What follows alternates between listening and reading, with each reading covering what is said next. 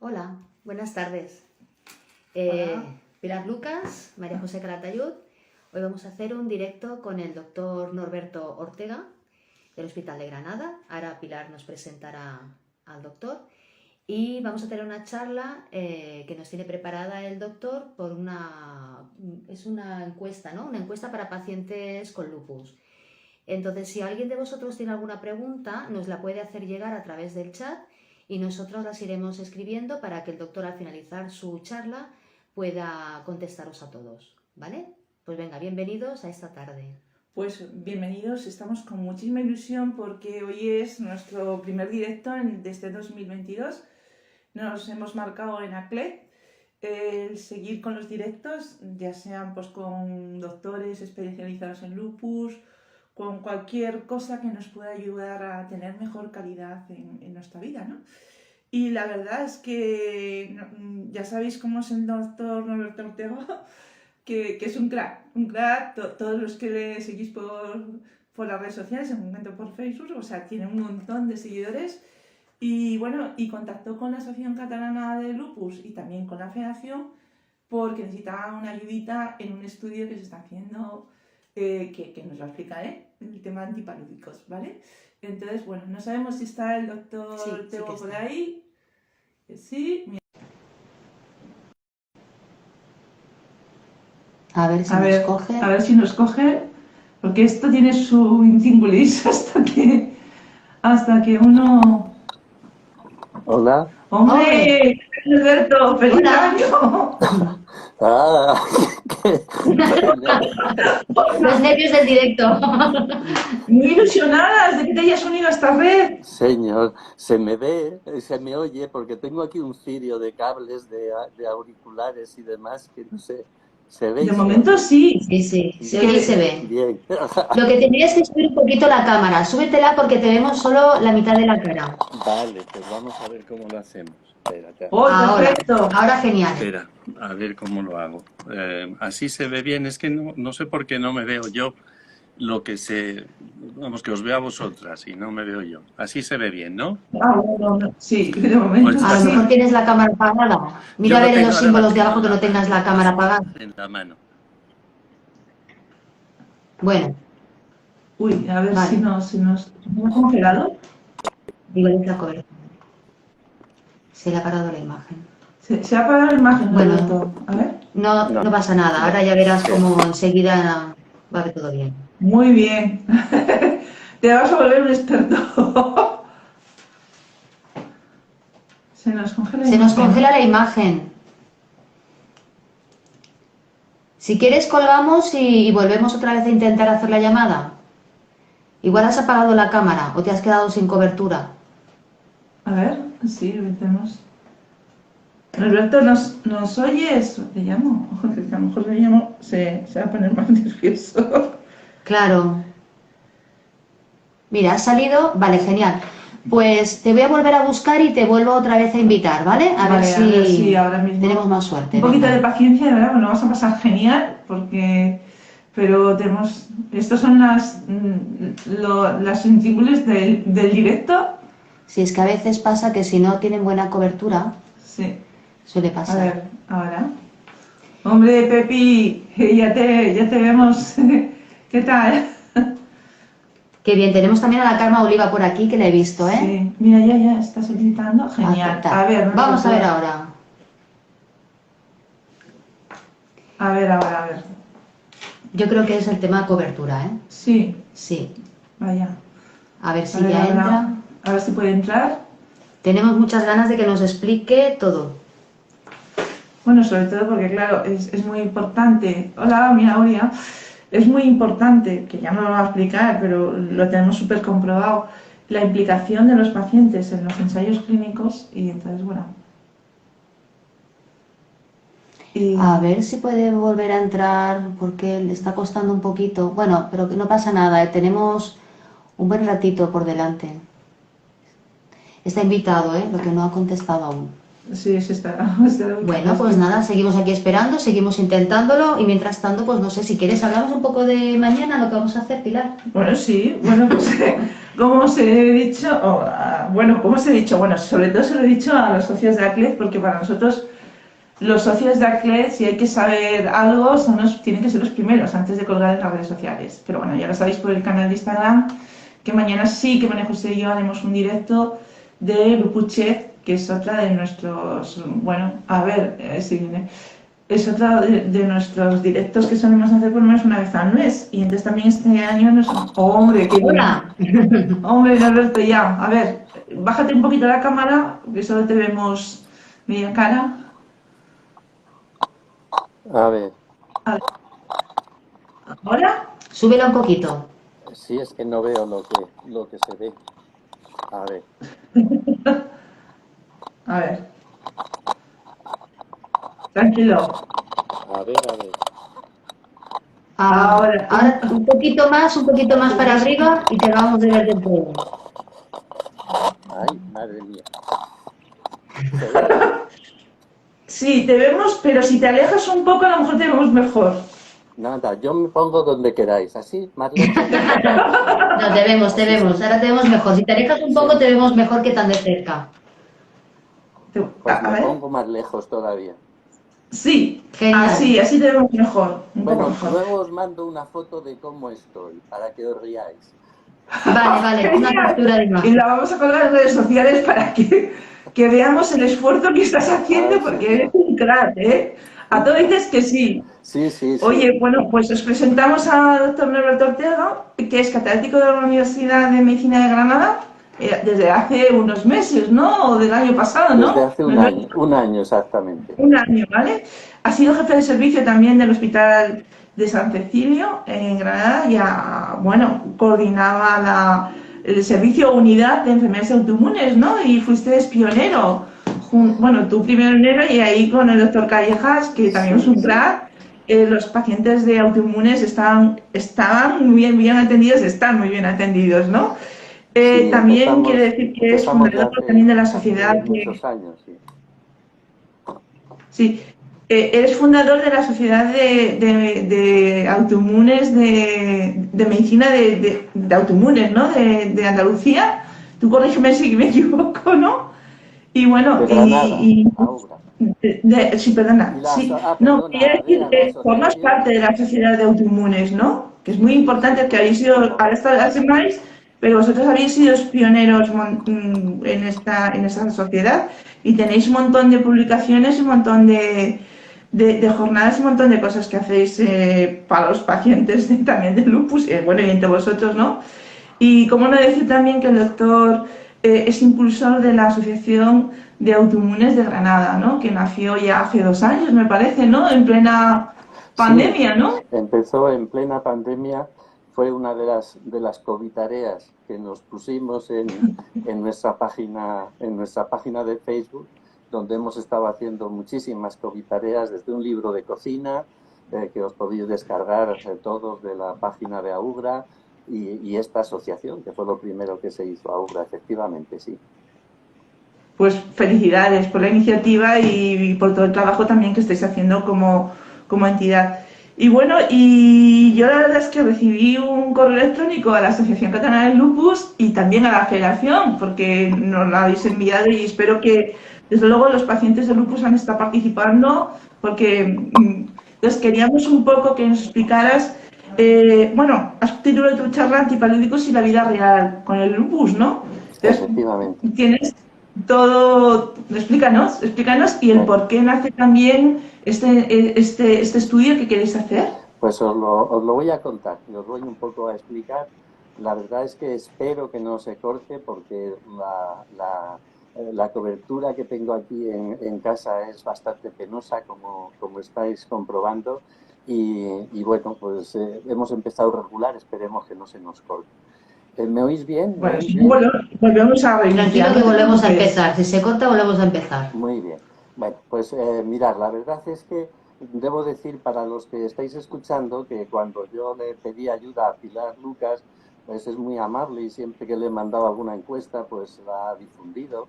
Pero la verdad es que dice, bueno, aquí como estamos hablando con la Federación Catalana, dice, bueno, vale, te ayudamos, pero a cambio de algo. Dice, vale, ¡Ah! pues, Oye. pues nos tienes que hacer una presentación. Digo, bueno, pero si es que la encuesta se presenta en 2 minutos, pero ya está, dice 2 minutos, que eso es una miseria, algo más tendrás que contar. Bueno, pues nada, ya está, aquí yo pensando a ver de qué os hablaba en este tiempo. Y lo que os voy a explicar es por qué lo que hay en nuestra cabeza para que nosotros hayamos puesto en marcha esta encuesta y por qué os pedimos que colaboréis en ella. La verdad es que no descubro nada nuevo si digo que el lupus no tiene un tratamiento, ¿no? Esto no es una neumonía. Llega un enfermo con una neumonía o llega un enfermo con una fiebre, yo le diagnostico una neumonía, le pongo un antibiótico y se cura. Bueno, por desgracia sabéis que el lupus no tiene cura.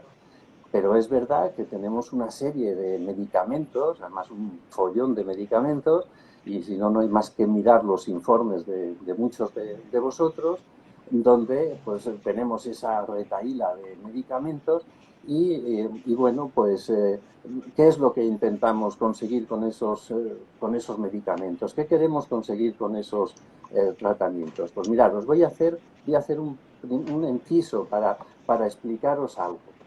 A primeros de este siglo, ya llevamos un cuarto, parece que empezamos ayer y ya llevamos un cuarto o una quinta parte pasada, pues se puso de moda una cosa que se llama el tratar por objetivo. Es algo que se empezó a implantar en patologías, entre comillas, relativamente sencillas, como la hipertensión, como la diabetes, como la hipercolesterolemia, y que os voy a explicar con un ejemplo en qué consiste. O sea, imaginaros que yo estoy en mi consulta y llega un enfermo. Juan llega a la consulta y Juan ya me ha dicho que se ha tomado la tensión varias veces, que está alta, y yo efectivamente compruebo que esa tensión está alta, está en la consulta en 17-12, y digo, bueno, pues esto hay que tratarlo.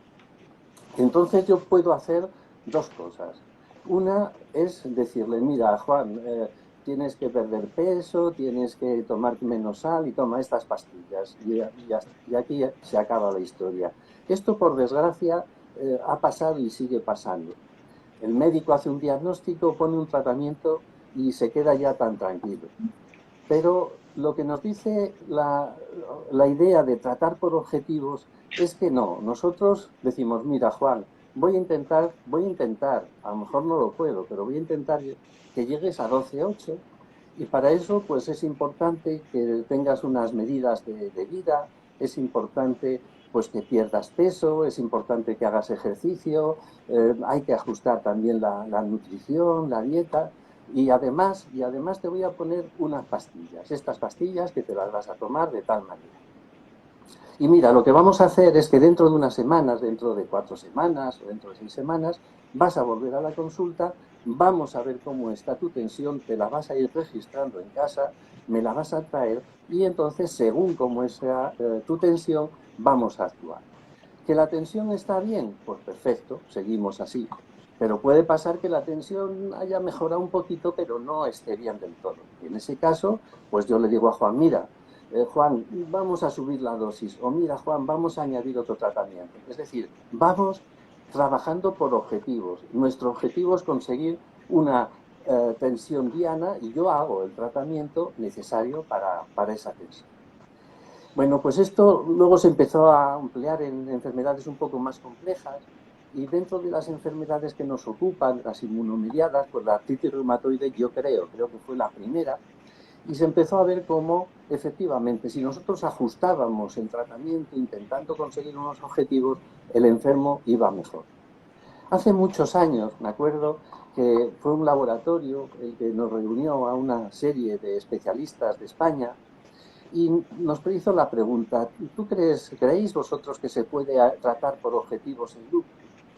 Yo la verdad es que sinceramente dije entonces que el lupus es una enfermedad muy compleja y no puede tener un objetivo único. Puede tener quizá varios objetivos, pero un objetivo único no. Pero efectivamente, la idea es retorcer un poco las cosas para que también el tratamiento del lupus entre dentro de esta idea que es el tratamiento por objetivos. Y de esta manera, hace unos años, pues un grupo de expertos, entre ellos pues está nuestro Ricard Cervera, y también diferentes especialidades, internista, reuma, nefro, y también algún paciente, pues hicieron una serie de reuniones y eso se plasmó en un documento que se publicó en una revista internacional de gran prestigio en 2014 y que luego esos principios han ido arrastrando y ya se han publicado también en los criterios de la EULAR de 2019. Y mira, los voy a leer prácticamente cuáles son esos principios del tratamiento del lupus. Marcaron 4 principios generales y luego marcaron 11 objetivos específicos. Dentro de los principios generales, fijaros, el primero, dice que el manejo del lupus debe basarse en decisiones compartidas entre pacientes informados y sus médicos. Toma ya. Menuda afirmación para empezar. Eso es lo que estamos haciendo hoy aquí. Intentar de alguna manera informar y formar a los pacientes. De alguna manera los tratamientos y las actuaciones se deben negociar. Yo siempre lo he dicho, pero desde hace muchos años. Negocio con mis pacientes, suelo negociar con mis pacientes los tratamientos, lo que vamos a hacer. Y creo que son muchos años de experiencia y creo que ellos lo pueden atestiguar. Pues bien, pacientes informados, fundamental el papel de las asociaciones de enfermos. El segundo principio general sería el tratamiento del lupus debe perseguir alcanzar una supervivencia larga, prevenir el daño orgánico y optimizar la calidad de vida, controlando lo que es la actividad de la enfermedad y minimizando todas las comorbilidades. Sabéis que en el lupus ya desde hace muchos años, desde los años 70, estudios de grupos canadienses nos dicen que, ojo, el lupus tiene sus problemillas, pero que resulta que algunas comorbilidades, como puede ser la patología cardiovascular asociada, pues pueden ser muy importantes y tenemos también que controlarlas, tenemos que estar encima y tenemos que estar encima de la osteoporosis, en fin, tenemos que estar encima de otras muchas cosas. El tercer principio sería entender que es una enfermedad con múltiples aspectos y que va a requerir un tratamiento multidisciplinar. Pero ojo, no se trata de que el enfermo vaya con su historia debajo del brazo dando tumbos entre especialistas. Se trata de que el paciente tenga un director de orquesta y tenga la participación de todos los especialistas que nos hagan falta, pero con un director. Muchas veces lo seguimos viendo, cada vez menos, pero seguimos viendo que el nefrólogo dice una cosa, que el dermatólogo dice otra y que el reumatólogo dice otra. No, es importante que se entienda que es una patología que afecta a muchos órganos y que necesita un tratamiento y un seguimiento, una actuación conjunta. El cuarto principio sería que los pacientes necesitan un seguimiento regular a largo plazo con ajuste del tratamiento cuando sea preciso. Bueno, pues esto estamos hablando de lo que son las revisiones. ¿Cada cuánto tiempo hay que revisar a los enfermos? Pues yo siempre también lo he dicho cuando he hablado en estas charlas con vosotros. Fijaros, al principio a mí me gusta hacer unas revisiones frecuentes cuando se diagnostica al enfermo, porque yo sé que yo cuando hablo con el enfermo la primera vez y le digo, mira, pues parece que sí, que tienes esta enfermedad, que el enfermo no se está enterando prácticamente de nada, la primera vez no se entera de nada. Va a su casa, se engancha al internet, empieza a buscar información, siempre mira del internet lo más grave, lo más desastroso, y total que le procuro citar una segunda vez para, de alguna manera, ya responder a sus cuestiones y hacerlo pues en poco tiempo. Y muchas veces le digo, mira, no te cito pronto porque sea una enfermedad muy grave, te cito pronto para que hablemos y veamos un poquito de qué va este tema, ¿de acuerdo? Y luego ya pues depende de la gravedad. Hay veces que hay enfermos que hay que verlos toda la semana, pero a lo mejor cuando el enfermo va bien, pues cada 6 meses es un tiempo pues muy razonable para hacer un seguimiento del paciente. Pues, bueno, puede ser 6 meses y algunos están fenomenal y pueden venir a los 9 meses o incluso más tiempo. Pero es una enfermedad que requiere un seguimiento. A estos principios generales se le sumaron 11 recomendaciones y yo os voy a comentar algunas de ellas. La primera, el objetivo del tratamiento del lupus es conseguir la remisión de los síntomas y de las manifestaciones sistémicas y los diferentes órganos, y en caso de no ser posible alcanzar la remisión, si no se puede tener una remisión completa, por lo menos tener la mínima actividad posible. Tampoco hay que volverse loco aumentando un tratamiento, porque también los tratamientos tienen efectos secundarios. Nosotros tenemos que jugar entre los menos efectos secundarios y los mejores resultados posibles. Este es un tema que también podemos hablar quizá otro día. Y se debe hacer un seguimiento de los enfermos, pues utilizando alguna escala de las muchas que hay validadas de actividad. Otro objetivo terapéutico, sabéis que en muchos casos es una enfermedad que cursa en brotes. Bueno, pues un objetivo terapéutico adicional va a ser intentar prevenir los brotes. Eso es tan importante que algún fármaco puede aprobarse, ese uso de ese fármaco, por ejemplo, belimumab, pues porque demuestra que disminuye la aparición de brotes en un determinado tipo de pacientes.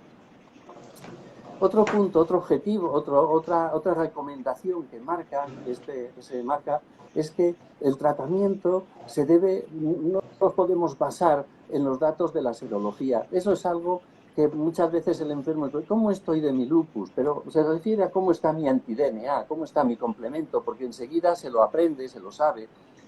Eso no es lo más importante. Yo no trato anti-DNA, yo no trato el complemento.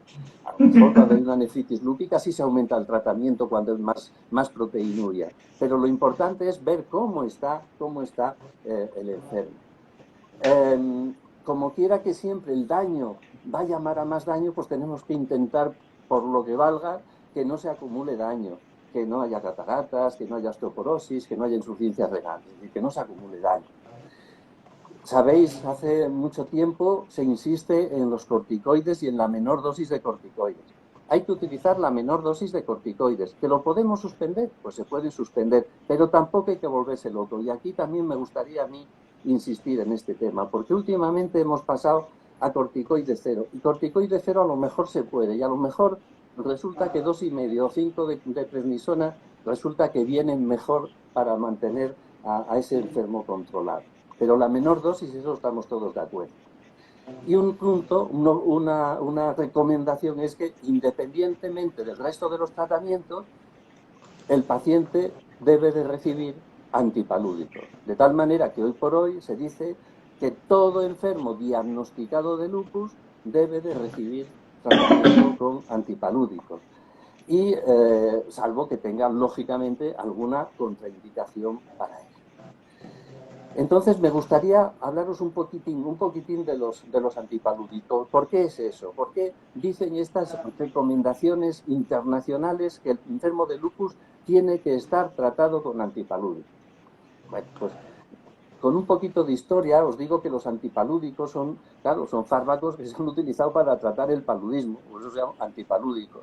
Pues ya está. No es para la palidez, no, es para el paludismo. Bueno, pues ya está.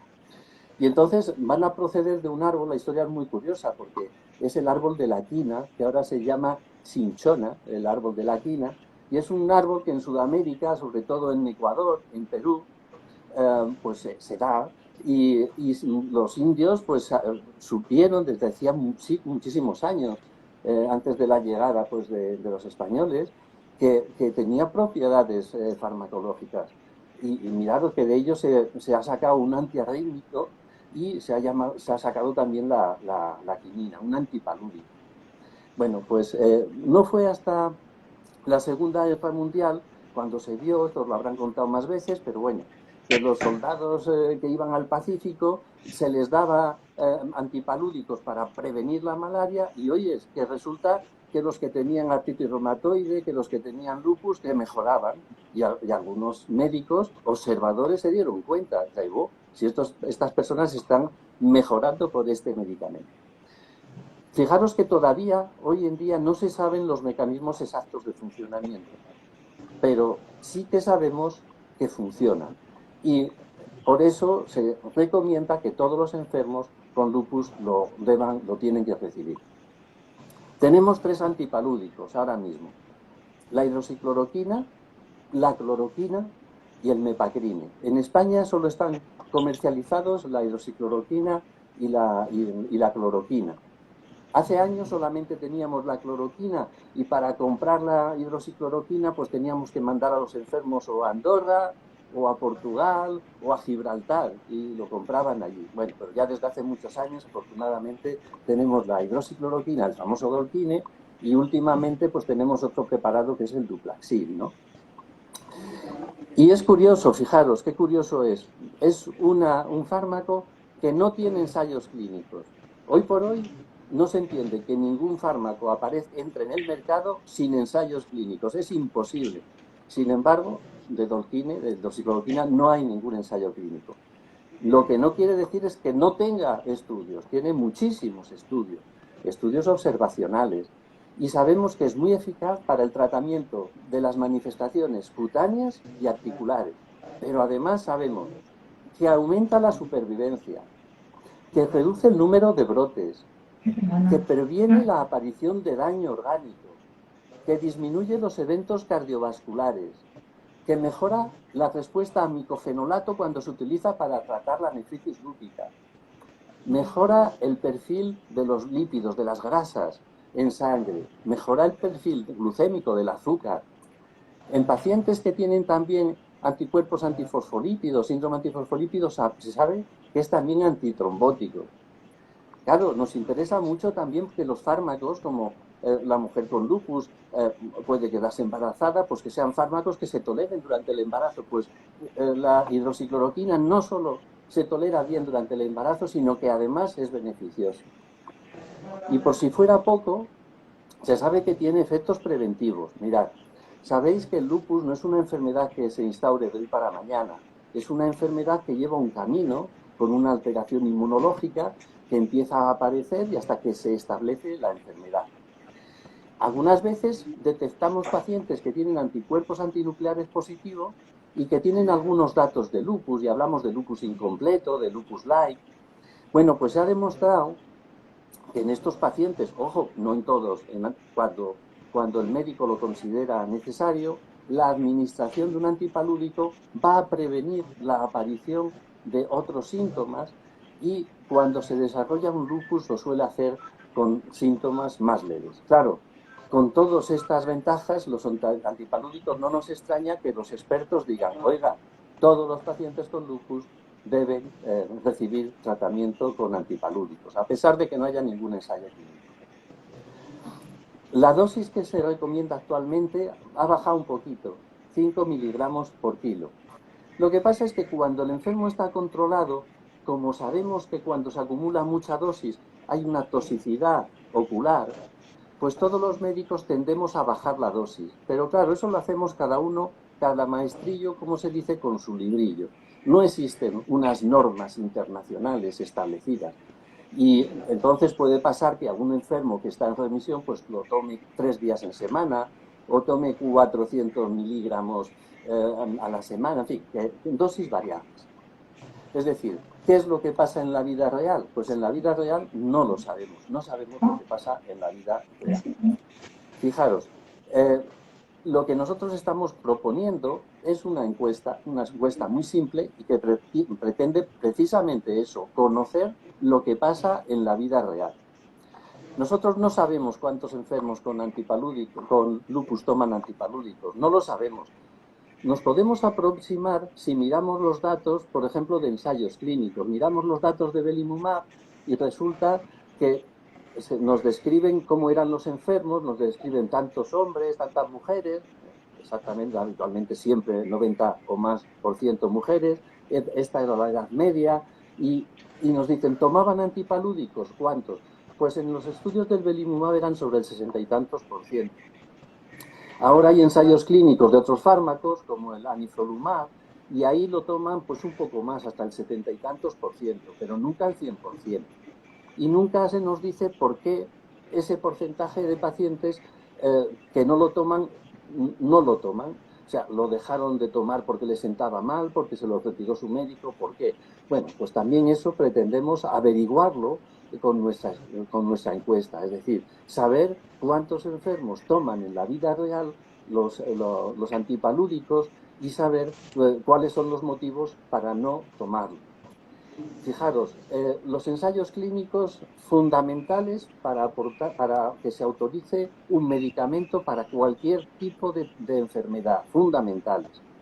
Pero los ensayos clínicos también tienen sus problemillas, y por eso muchos médicos nos gusta mucho los estudios de vida real, que son muy difíciles de hacer, que tienen muchos sesgos, que tienen muchas limitaciones, pero que aportan, por otra parte, mucha información que no aportan los ensayos clínicos. Os voy a poner un ejemplo o dos ejemplos sobre ensayos clínicos que conocéis perfectamente los enfermos de lupus. Conocéis que hay un monoclonal, que es rituximab, que utilizamos desde hace años para tratar enfermos con complicaciones, afectaciones renales, afectaciones hematológicas, afectaciones variadas, graves. Pues bien, rituximab se empezó a utilizar, pues también un poco como pasó con los antipalúdicos en la Segunda Guerra Mundial. Aquí se vio que los pacientes con linfoma que tenían también un lupus, oiga usted, que les ponían el rituximab y que mejoraban también del lupus, no solamente del linfoma.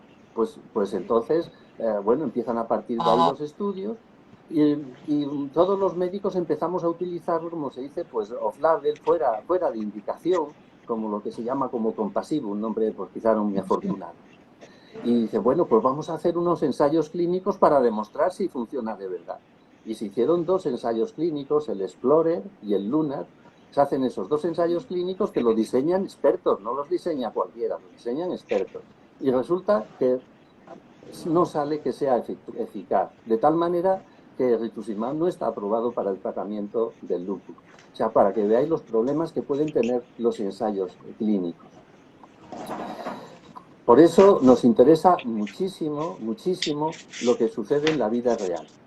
La encuesta, si la habéis intentado hacer, alguno me consta que la habéis hecho porque ya se nos han rellenado muchísimas encuestas.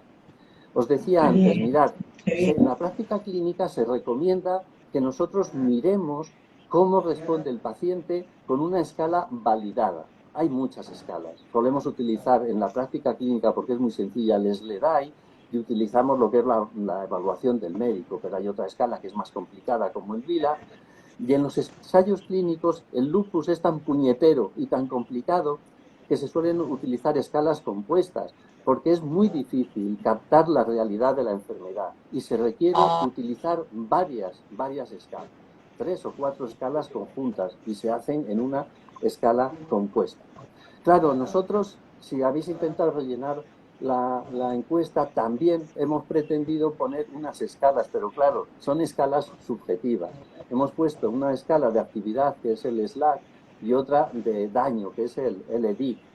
Es verdad que tienen sus limitaciones, pero bueno, son escalas que están validadas y de alguna manera, pues lo que pretendemos con esas escalas cuando los rellenéis es saber cómo está vuestro lupus en cuanto a actividad y si os ha producido daño. Es decir, si el lupus ha sido tan puñetero que ha sido capaz de producir daño. ¿Cuántas encuestas vamos a necesitar? Pues mirad, cuantas más tengamos, mejor. La verdad es que cuanto más, mejor. Y además queremos que no sea de un único centro, porque si yo la hiciera solamente en el San Cecilio o en los 2 hospitales de Granada, pues sería muy limitada, porque a lo mejor estaba diciendo cómo actuamos los médicos de la provincia, los médicos de Granada. Queremos que se rellene en todas las comunidades del país y nos gustaría también, y de hecho está pasando, que se rellenara pues en países en Sudamérica, saber. Y cuantos más casos tengamos, más encuestas tengamos, pues más datos podremos sacar, podremos ver de qué depende es el que se deje o no ese tratamiento con antipalúdicos. Yo, para terminar, quiero daros las gracias y quiero terminar con una última frase. Fijaros, muchas veces los enfermos, y además me ha pasado, que llegan enfermos a la consulta y como que miran al médico como un contrario, ¿no? A veces hasta como que te sientes que te culpabilizan de la enfermedad, ¿no? E incluso o te culpabilizan si la enfermedad no va bien, por lo que sea. Yo creo que las cosas tenemos que verlas como que la enfermedad está ahí, que la enfermedad es una auténtica puñeta y que médico y enfermo tenemos que trabajar de forma conjunta para Totalmente. intentar minimizar los efectos. A mí me encanta que venga un enfermo informado y no me importa ni me da vergüenza si algo que me pregunta no lo sé. Le digo, pues mira, no lo sé. Le digo, mira, María, mira, Laura, mira, no lo sé, pero lo voy a mirar y si quieres lo comentamos. Lo mejor es que el enfermo esté informado y que el enfermo se lo comente con su médico. Una cosa que pasa, fijaros, hace ya muchos años hicimos una encuesta sobre cómo utilizaban los enfermos Internet en nuestra consulta. Hicimos 2 publicaciones, una la hicimos con solo nuestros enfermos y como quisimos ampliarlo, pues incluimos a otras comunidades y de Cataluña pues contamos con la colaboración de los compañeros de Vall d'Hebron y nos rellenaron también allí una cantidad importante de encuestas. Muchas veces, aunque esto han pasado años, pero muchas veces la inmensa mayoría de los enfermos habían buscado en Internet.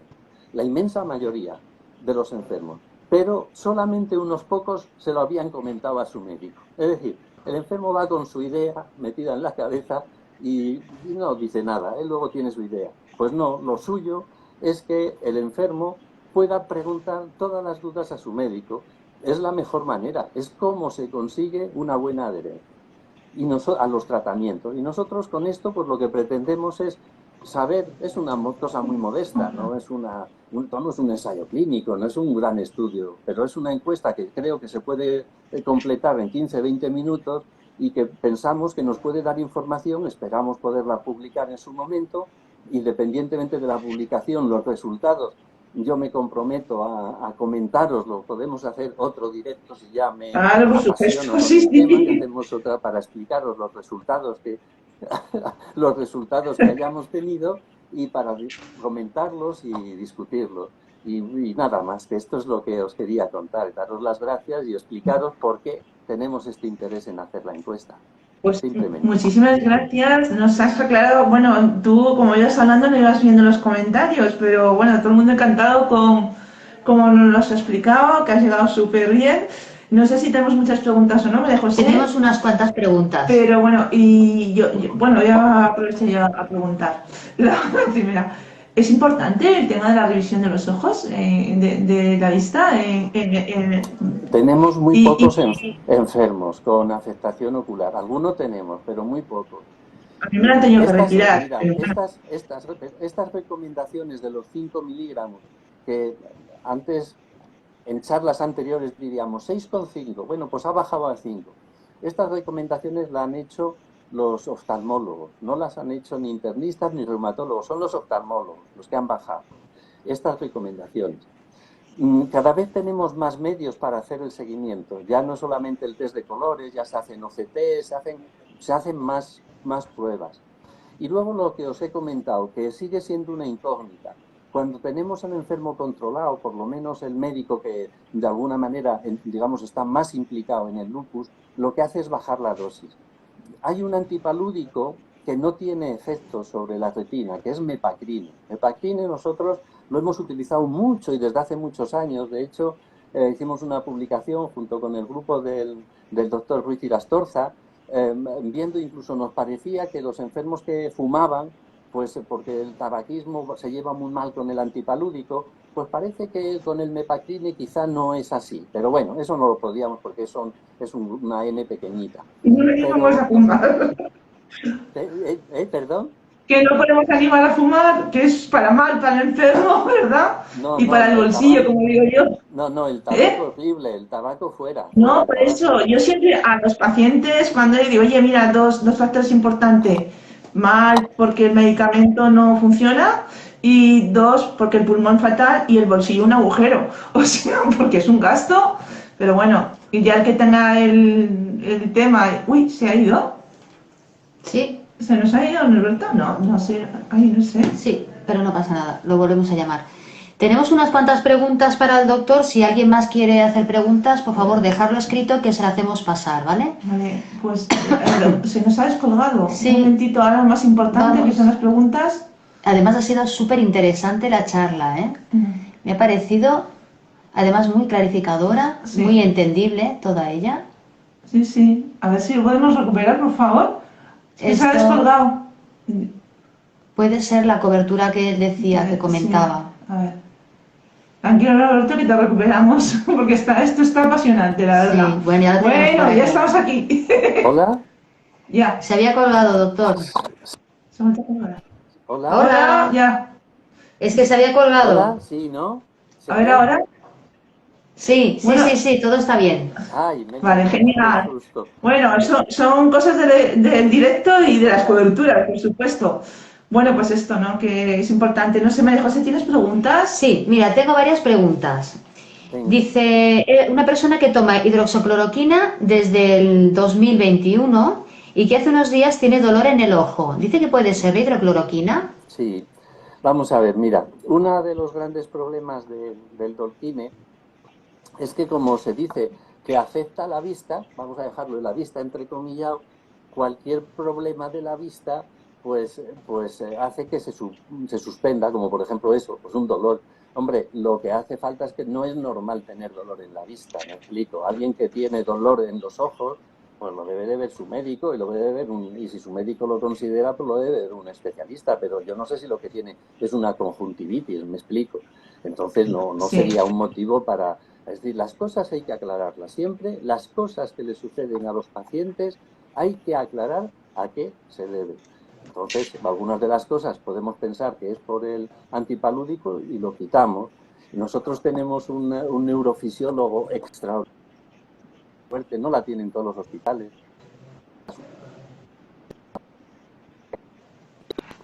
con nuestros enfermos, Claro. que a veces dice, bueno, Norberto, bájale un poco la dosis y le miro dentro de 6 meses.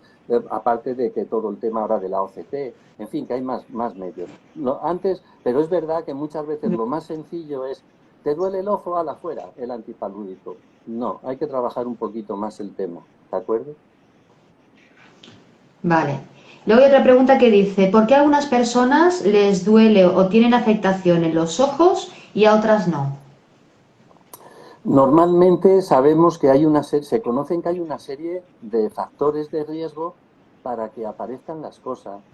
La edad, la cantidad de antipalúdico acumulado, el que haya una insuficiencia renal, es decir, hay una serie de factores y eso hace que aparezca. Pero fijaros, siempre hay una gran respuesta a participación de lo que es la respuesta individual. Dentro de unos años, la medicina de ahora. Todo esto que se habla de la medicina personalizada va a ser una revolución total y podremos conocer la respuesta de los enfermos a los tratamientos. El enfermo de lupus no es un único enfermo, lo sabéis perfectamente. Yo siempre digo, mira, dos enfermos de lupus se ponen a hablar y dicen, pues yo tengo lupus. Y dice, hombre, pues yo también. ¿Y tú a ti qué te pasa? Dice, pues mira, yo tengo el riñón fatal. Y el otro dice, pues yo el riñón lo tengo perfecto, pero mira, tengo la piel, que es que me salen unas lesiones que no veas, y además tengo las plaquetas bajas. Es decir, son enfermos distintos. Pues esto que son enfermos distintos, es verdad que ahora mismo intentamos hacer el tratamiento según lo que vemos, pero habrá un momento en que lo que se mide sean moléculas en sangre. Yo tengo la interleuquina 17 y la 1 altas, yo tengo el TNF y entonces ajustaré un tratamiento. Eso os aseguro que no pasarán tanto tiempo. Ya se mira los niveles para ver el belimumab, los niveles de Bliss, para poder ver la respuesta a belimumab. Pues perdonad que me enrolle, pero es que las personas tienen Estamos una encantadas, ¿no? Nos está susceptibilidad. encantando, yo creo que además es Son muy genial. claras las explicaciones que está dando, muy Bueno, claras. o sea, nada, o sea, que estamos Sí. contentísimas de que estés con nosotros y... Sí. A ver, te hay otra pregunta. Preguntan si puede provocar fotofobia. Al principio, al retratarlo, puede haber una alteración con unos depósitos corneales y puede haber una fotofobia. No tiene nada que ver con lo que estamos hablando de esa toxicidad macular que aparece normalmente cuando se lleva muchos años de una dosis acumulada. Por eso insisto que ahora mismo todos los enfermos que estén tomando antipalúdicos y que lleven años y que se encuentren con una fase activa de su enfermedad, su médico les habrá puesto, te vas a tomar el Dolquine 2 días en semana, 3 días en semana. Es una de las cosas que os preguntamos, ¿cuánto Dolquine tomáis ahora a la semana? Para saber un poco ¿Qué es lo que pasa? Porque resulta, mira, a mí hace años, como no os importa que os enrolle, ya soy el abuelo cebolleta, pues mira, hace años yo hice un curso de investigación en la Escuela Andaluza de Salud Pública y nos pusieron un ejercicio. Y decía, mira, tú quieres investigar cómo tratan la hipertensión arterial los médicos de Granada. ¿Cómo lo hacen? Y de coño, pues eso está chupado. Pues lo único que hago es preguntarle a los médicos, hago una encuesta y le pregunto a los médicos, oye, ¿cómo tratas tú la hipertensión? Les doy el cuestionario y me dicen, no, estás muy equivocado. De esa manera sabrás cómo dicen los médicos que tratan la hipertensión, pero no cómo la tratan de verdad. Para saber cómo la tratan tendrás que coger los informes de los enfermos y las recetas de los enfermos y ver cómo la está tratando de verdad. Porque una cosa es lo que decimos y otra cosa es lo que hacemos. No es lo mismo, ¿de acuerdo? Entonces, bueno, pues es muy importante saber qué es lo que se hace en la realidad, en la práctica clínica. ¿Y qué más tenemos? Vale, hay otra que dice, ¿el Dolquine puede provocar dolor de estómago, de barriga? Sí, mira, una de las cosas que el Dolquine, fijaros, lo han modificado, pero aún así, el Dolquine que se comercializó en España, el doctor Juan Jiménez Alonso, que trabajaba en el Virgen de las Nieves, el hospital de al lado, pues hizo un trabajo de investigación porque los enfermos empezaban a quejar, vamos, que como que teníamos enfermos que dejaban el tratamiento porque les molestaba, porque no podían con él. Eso lo han modificado. Amargo, era muy amargo. No se toleraba. De tal manera, yo tenía aquí cerca a los enfermos que los mandaba, que en Andorra se mandaba, se compraba por teléfono, se llamaba yo tenía el teléfono, además pinchaba allí en la consulta. Por proximidad teníamos Portugal y teníamos Gibraltar. Los enfermos lo compraban en Gibraltar o en Portugal, pero muchos lo compraban en Andorra por teléfono, porque las molestias de estómago eran de las más importantes. Ahora mismo yo creo que lo producen con bastante menos frecuencia, pero claro que sí, claro. Aparte de que no hay ningún fármaco que tomemos por boca y que pueda no dar molestias. Lo que pasa es que cada uno es un mundo, cada persona es un mundo. Nosotros tenemos que decir, muchas veces los médicos somos cabezotas, algunos y decimos, pues esto no lo produce el medicamento. Espérate a ver, vayamos a tonterías. Si el enfermo dice que se lo produce, a lo mejor sí y a lo mejor no. Entonces vamos a ver si es así o no es así. Las molestias de estómago, por supuesto, todas las medicaciones que se toman por boca las produce, y sin ser por boca, un supositorio también produce daño de estómago, ¿de acuerdo? Claro, todo. Otra pregunta es, no sé si se oye. ¿se tiene que hacer descansos de Dolquine? Se está entrecortando. Me está dando Sí, se va recortando. Sí, pero te volvemos a tener. Nosotros no hacemos vas y vienes. descansos. Vamos a ver. Es que se entrecorta. Ay, lo siento muchísimo, de verdad. Ay, no, nada. Yo no me muevo, yo no toco nada. Hay que estar encantados de toda la sesión que nos estás dando. Bueno, ahora parece que se escucha bien otra vez. Ahora ya sí, ¿no? Sí. ¿Se hacen descansos con el Dolquine? ¿Se deben hacer descansos de estar un tiempo? Descansos no. Lo que pasa es que, insisto, que si el enfermo está súper controlado y a lo mejor lleva sin brotes 10 años, pues a lo mejor pues dejamos una dosis testimonial. O si hay algún problema oftalmológico, pues lo tenemos que a lo mejor suspender y luego hacemos un control y lo volvemos a reintroducir. La medicina siempre personalizada, pero no hacemos decir, tómate un mes y otro descansas, tómatelo 2 meses y no, eso no lo hacemos. Que ajustemos el tratamiento a la situación del enfermo en cuanto a la situación de su enfermedad y la posible toxicidad, indudablemente sí, pero hacer un descanso, es decir, 3 meses, te lo tomas y uno descansas, no. Además, el antipalúdico tiene una forma de actuar que es que se acumula. Es decir, que si yo dejo de tomarlo, yo lo sigo teniendo en mis órganos, está acumulado durante meses. Y además, ¿durante cuánto tiempo? Pues durante mucho ¿Cuántas tiempo, semanas? durante meses, va a depender incluso meses, o sea, muchas semanas, o sea, está Bueno, calculado. acordaros de cuando al principio de la pandemia, se nos quitó el Dolquine y el lío que tuvimos todos y las acciones, y la recomendación vuestra era Paciencia, que no pasaba nada, que claro. teníamos reservas, igual que supongo que también tarda en hacerse efecto el Dolquine hasta que... Sí, mira, siempre se dice, es verdad que muchas veces decimos, no, el efecto te va a tardar, te va a aparecer en 6 meses. Pues yo digo que no. El efecto empieza desde que lo empiezas a tomar. Otra cosa es que el efecto máximo lo consigas después de varios meses, pero yo cojo un animal de experimentación, una rata, y le doy Dolquine para ver cómo actúa el medicamento y no espero que esté 6 meses con Dolquino el animal para ver cómo funciona. Desde el mismo día, Claro. desde el día siguiente, yo estoy midiendo y estoy valorando actuación del fármaco en el animal de experimentación. Otra cosa es que el efecto máximo se consiga en el plazo de unos meses. Pero el Dolquine, cuando yo me lo empiezo a tomar, ese Dolquine ya está circulando por mi organismo y ya está produciendo efecto. Es cierto que siempre decimos el efecto máximo tardarás en tenerlo unas semanas. ¿Cuántas? Pues también es variable, porque hay enfermos que empiezan a mejorar muy rápido y hay otros que les lleva, pues eso, algún mes, algunos meses. Porque, insisto, la Vale. medicina personalizada es fundamental. La medicina va en ese camino. Vale, tenemos otra pregunta. Dice, soy alérgica al Dolquine, ¿qué alternativa hay para el lupus cutáneo? No, bueno, pues no, hombre, hay más alternativas, eso siempre hay que valorarlo, porque utilizamos mucho, por ejemplo, un fármaco clásico que es metotrexate. Ahora que, por ejemplo, ya está autorizado en Estados Unidos el anifrolumab y que en Europa empezará, pues parece que funciona muy bien en el lupus cutáneo. Hay más posibilidades, por supuesto. Eso siempre, dapsonas, que es un medicamento clásico, depende, ya eso va a depender del tipo de lupus.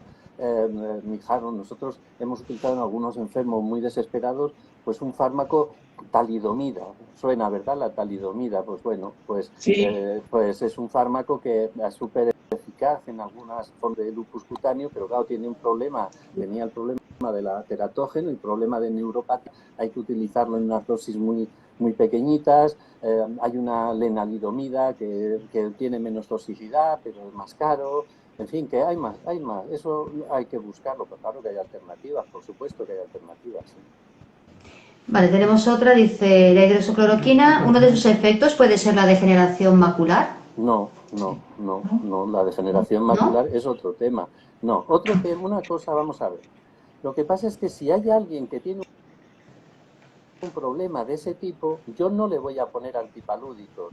Me explico, un problema en la mácula, yo no le voy a poner un fármaco que puede producir una la alteración regeneración macular. total. Le puedo poner un mepacrine, porque el mepacrine, en principio, no produce toxicidad ocular. Este antipalúdico, haciendo también, lógicamente, los oportunos seguimientos. El mepacrine, a mí es un fármaco que nosotros sí lo hemos utilizado mucho. Lo que pasa es que, bueno, antes salía muy barato y ahora sale también más caro. Bueno, y El principal... Alberto, Sí, hay gente, o sea, aquí en Barcelona es de uso hospitalario, y luego nos hemos enterado que hay autonomías que se lo tienen que pagar los pacientes. Esto es, bueno, a ver, esto tiene que ser Además, una sí, a lucha unos precios a unos desorbitados, precios ¿eh? de 70 a 80 euros en Sevilla, por ejemplo. sí, O sea, señor. es nada equitativo y es una injusticia. O sea, yo lo veo así. O sea, Efectivamente, nosotros antes nos lo traían hace muchos años, porque yo creo que fuimos de los primeros que empezamos a usarlo, nos lo traían de la India, el sí. fármaco, porque allí se utilizaba para el paludismo, ahora no, ahora lo siguen, creo que es del Reino Unido, pero de Suiza, no me hagáis caso, da lo mismo. Pero efectivamente, ahora el paciente tiene que pagar una cantidad importante, que le sale caro. O sea, aquí en Esto Barcelona bueno, parece que, bueno, tú Yo tienes lo más tomo, experiencia sí, que... es hospitalario, es de farmacia sí, hospitalaria. sí, Pero nosotros claro, es evidente. lo tramitamos a través de la farmacia. Nosotros lo que hacemos es, porque pensamos que funciona igual 50 miligramos que 100 miligramos, pues lo que procuramos es utilizar la dosis de 50 miligramos, bueno, porque así lo abaratamos a la mitad el precio, porque Claro. los comprimidos son de 100 miligramos y estamos convencidos de que funciona igual. De hecho, lo tenemos publicado. A lo mejor en algún enfermo hay que subir y a veces hay que asociarlo. Lo sabéis que a veces tenemos que asociar el Dortine y el Mepacrine, sobre todo en algunos tipos de lupus cutáneo que son muy rebeldes. El lupus cutáneo a veces es de las manifestaciones más rebeldes de la enfermedad. Y luego comentabas otra cosa, ¿no, Alberto? De que cuando hemos hablado del tema de relación médico-paciente, ¿vale? Y de todo ese estudio que hicisteis, y dónde nos íbamos a las fuentes de internet y demás, es decir, bueno, pues aquí está lógicamente el tema de que el médico, el paciente tenga mucha, bueno, confianza con su médico, pero está también el problema del tiempo, Por y más supuesto, ahora. por O supuesto. sea, está el problema del tiempo y que luego haya esa empatía y que y eso, es que no, que nos dejemos a lo mejor ese paternalismo que había antes y tal. Pero nos encontramos eso, que tenéis un montón de pacientes y claro, el Y paciente cada vez bien más, formado e informado lleva mejor la enfermedad. como hay A cada ver, vez menos recursos, entre ellos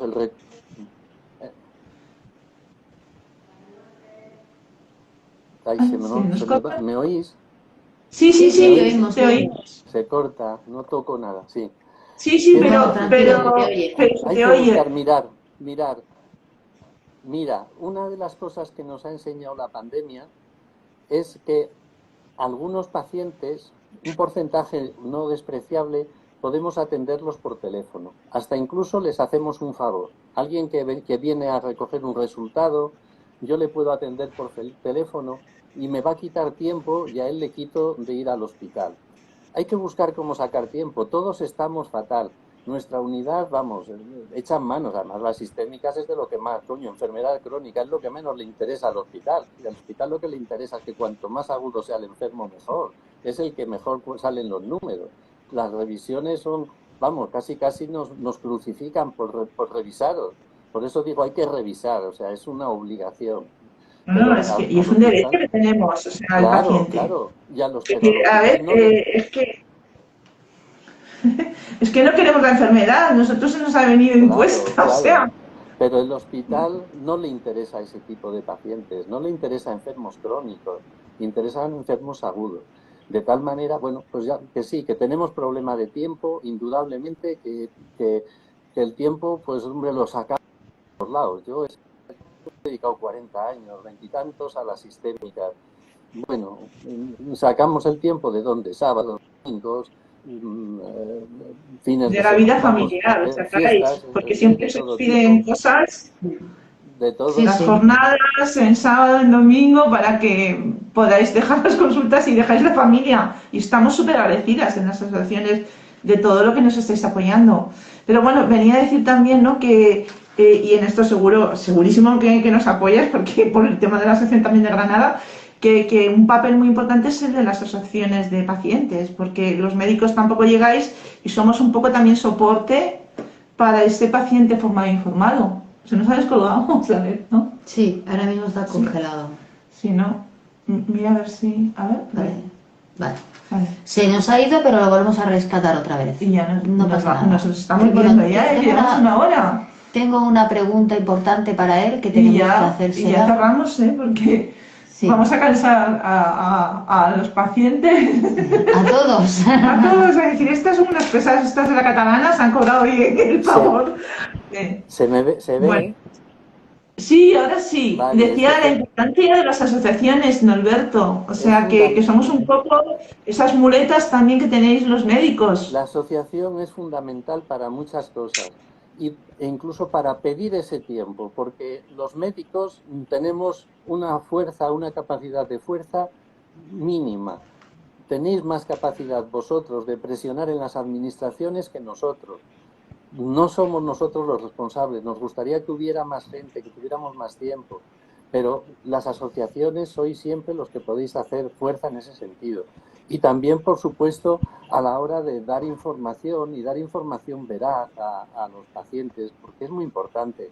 Tener información veraz es importante. Y ojo, la información veraz puede estar equivocada, porque la ciencia va cambiando, pero la información veraz lo que transmite es lo que se conoce en ese momento, lo que se cree correcto en ese momento A lo mejor luego aparecen unas evidencias nuevas el año que viene y las cambiamos. Bueno, pues es que eso, así es la ciencia funciona de esa manera.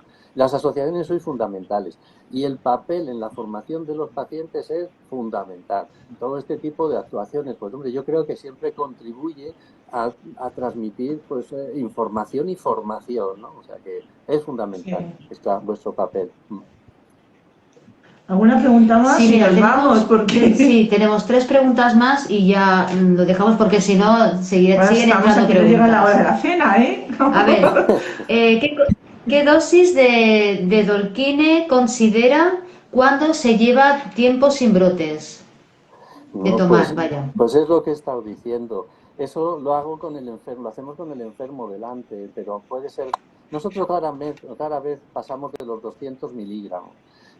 Y muchas veces pues lo que utilizamos es 200 miligramos 3 veces a la semana y luego si el enfermo va bien pues bajamos a 2 veces a la semana. Un poquito va dependiendo, pero es que es algo que no sé, insisto, lo he dicho, no existen unas pautas internacionales. Tenemos unas dosis de 5 miligramos que hay que utilizar los antipalúdicos, pero luego en la fase crónica nos quedamos un poquito huérfanos y buscamos información. Pero 200 miligramos 3 días en semana, con eso las dosis disminuyen muchísimo. Vale, y ahora ya, no sé si estás aquí, ¿no? Sí. Que como estabas aquí, pensaba que te habías vuelto a congelar. Perdona. A ver, ¿cómo hacemos llegar esta encuesta y si va a ser a nivel internacional? La encuesta yo la estoy difundiendo, ya ves, mi página de Facebook, pues participan muchas asociaciones de enfermos. Yo he colgado ahí la encuesta, os la he pasado a las asociaciones. Nosotros, las sociedades de actividad la tienen todas por el grupo de difusión. Y ahora cuando terminemos este vídeo que estáis preguntando si se va a quedar colgado en Instagram por supuesto, pero lo colgaremos en YouTube para los que no tengan Instagram y ahí sí que pondremos el enlace para que podáis participar de la encuesta y espero que después de esta magnífica charla del doctor, perdón, que lo he dicho en catalán, para que me entendáis todos, no dudo que van a participar muchísimas más, no solamente de aquí de España, sino también de América, Claro. O sea, porque... Sí, tenemos muchos seguidores de Latinoamérica. Sí.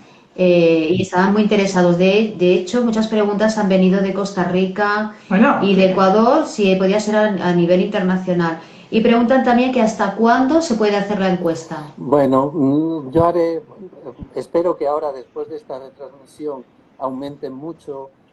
Quizá dentro de una semana vuelva a hacer otra llamada.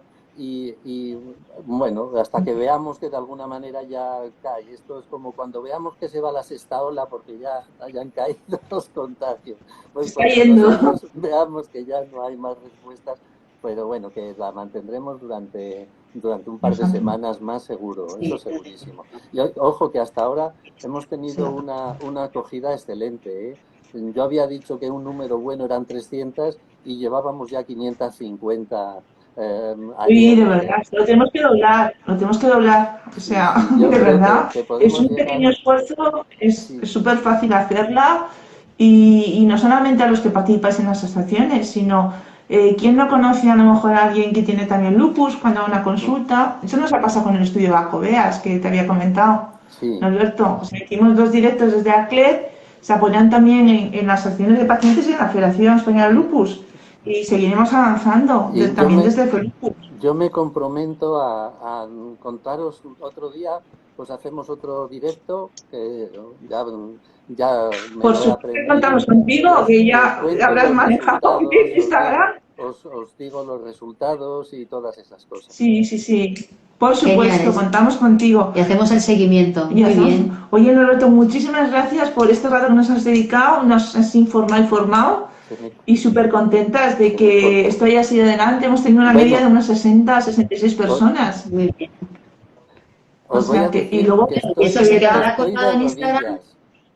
Estoy de rodillas, que como no podía modificar el móvil. No lo puedo creer. Hazte una foto. Hazte una foto. Quedará de manera privada. Pero hazte una foto. Eres genial. Nosotros estamos aquí pegaditas. Bueno, ay.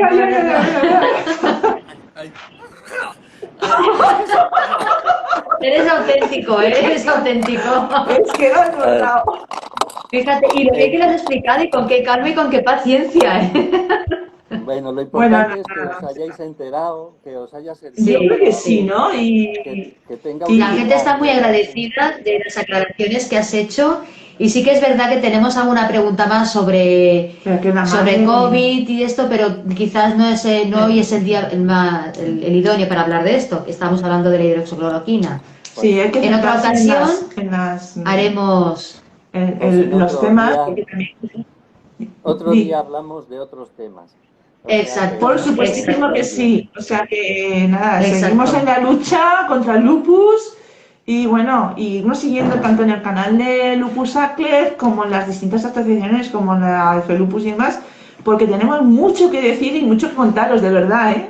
Pues Vaya. Y bueno, y nada. ya yo barro también para adentro. Mañana en Instagram Lupuchet, ¿eh? Que es importante la nutrición. Muy ¿Sabes, bien. Norberto? Es que Pues, hacemos una clase de cocina, María José y yo, y haremos un bizcocho mandarín muy en bien. directo. Magnífico. Muy En magnífico. lugar de estar, pues estaremos con la batidora, el horno y tal, también con Instagram. ¿No?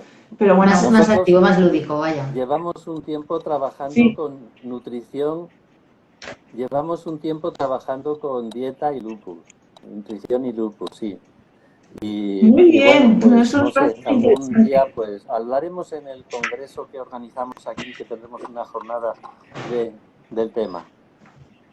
Es que es interesante el tema de la nutrición para los enfermos crónicos Sí, también, el sí. tema de alimentación antiinflamatoria.